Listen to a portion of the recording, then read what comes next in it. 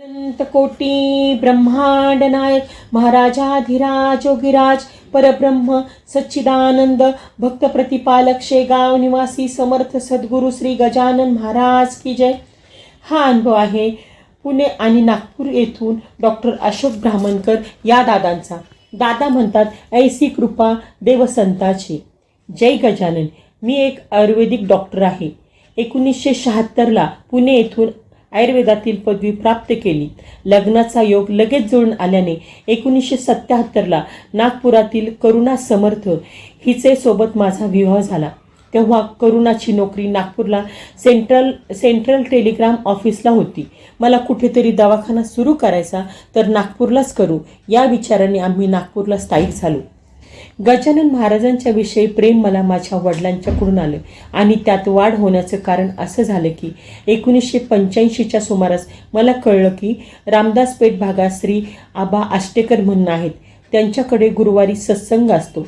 मी तिथे जाऊ लागलो। त्यामुळे मला गजानन महाराजांच्या काही भक्तांची संगतीही प्राप्त होऊ शकली।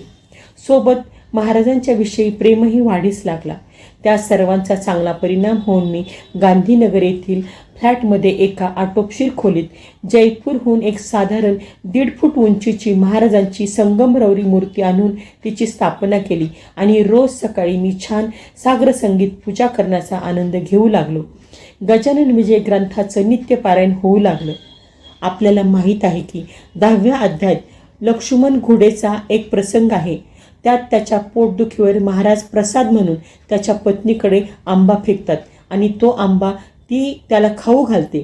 त्यावेळच्या ओव्या आहेत, हे वैद्यांनी जई ऐकले तई त्या वाटेल वाईट, अहो बाई तुम्ही काय केले तर हे हाय हाय, आंबा हेच कुपथ्य होय या पोटातील रोगाला, माधव निदानी हेच कथिले, सुश्रुतांनीही वर्णिले, निघंटाने कथन केले, शारंगधर म्हणे ऐसेचे, ऐसे बोले वैद्य परी झाले अघटित, लक्ष्मणाचे पोट सत्य रेच होनी अकस्मात, मऊ होऊन गेले हो शौचा वाटे व्याधी गेली, हळूहळू शक्ती आली निसर्गाच्या बाहेर, वैद्यशास्त्र काही न करी, तेथे उपयोगी पडते खरी कृपा देव संताची। निघंटू म्हणजे औषधावरील पुस्तक। वरील ओव्यात आलेली जी नावे आहेत ते उच्च कोटीचे आयुर्वेद जाणकार आहेत। त्यात सांगितलेली माहिती सत्यच आहे, पण त्याही पलीकडे देवसंताची कृपा कधी कधी चमत्कारिक परिणाम घडून आणते। हे सर्व मी इथे सांगण्याचं कारण मलाही असाच काहीसा अनुभव आला आहे। ब्लड प्रेशर हा शब्द आता आपल्यासाठी काही नवीन नाही। डॉक्टरांनी ब्लड प्रेशर मोजले की ते म्हणतात नॉर्मल आहे, अगदी 120-80। वाढत्या वयात हेच 140-90 असलं तरी नॉर्मल समजलं जातं। त्याच्यापेक्षा अति वाढलं तर हाय ब्लड प्रेशर आणि कमी झालं तर लो ब्लड प्रेशर। तब्येतीला दोन्ही घातकच। अजून एक वरच्या प्रेशरला सिस्टॉलिक म्हणतात आणि खालचा आकडा डायस्टॉलिक म्हटला जातो। आता या पार्श्वभूमीवर मी अनुभवलेली इसवी 2001ची घटना सांगतो। 31 डिसेंबर 2001ला आम्ही काही भक्त मंडळींनी एकत्र येऊन संध्याकाळी सत्संग करून छान भजनादी कार्यक्रम केला आणि प्रसाद ग्रहण करून जो तो आपल्या घरी परतला।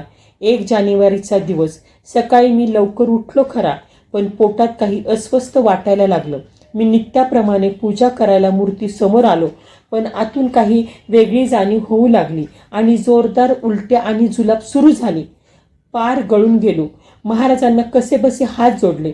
पुन्हा बाथरूममध्ये जाऊ लागलो आणि नशीब असं की दार लावायचं सुचलंच नाही। मी धाडकन तिथेच कोसळलो। कसाबसा घरी असलेल्या मुलाला आणि बायकोला आवाज दिला।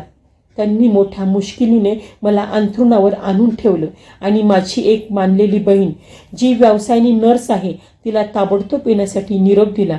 तिने येता क्षणी प्रथम माझी पल्स म्हणजे नाडी पाहिली आणि डोळ्यात पाणी आणून म्हणाली, ताबडतोब डॉक्टरांना बोलवायला हवं। सौने ताबडतोब माझे मित्र आहेत नांदेडकर म्हणून त्यांच्या डॉक्टर मुलाला अनिरुद्धला फोन केला। तो त्याच्या अजून एक डॉक्टर मित्राला घेऊनच घरी आला।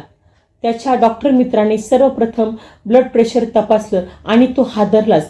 त्याचा स्वतःवर विश्वास बसत नव्हता, कारण तेव्हा माझं ब्लड प्रेशर सिस्टॉलिक म्हणजे वरचं प्रेशर फक्त 40 होतं. मग खात्री करण्यासाठी अनिरुद्धनेही तपासलं. त्यालाही परिस्थिती लक्षात आली.